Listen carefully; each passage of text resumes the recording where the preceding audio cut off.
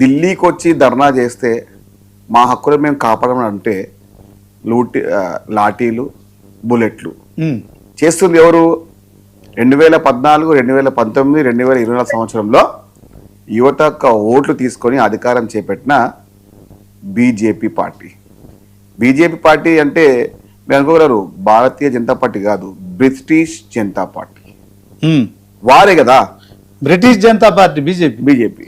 ఇది మీరు ఒక కొత్త పర్యాపదం బీజేపీకి 100% చాలా మంది తెలుసు. ఎందుకంటే వారి యొక్క అంశాలతో పుట్టిన పార్టీ కదండి.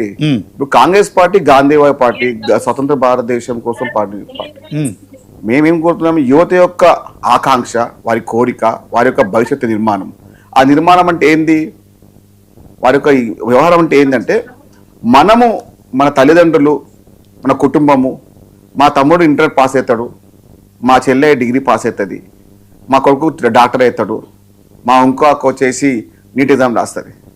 కానీ వీరు లీకేజ్ అని చెప్పేసి చేసి తద్వారా 21,70,000 పైచిలకి ఒక విద్యార్థుల భవిష్యత్తుని నీల రాసేసి ఇప్పుడేమో చిల్లర మాటలు మాట్లాడుతూ ఉన్నారు. యువత యొక్క నిర్మాణానికి మాట్లాడకుండా, అరే ఎందుకండి ధర్మేంద్ర ప్రధాన్ని ఎందుకు బర్తరఫ్ చేయరండి?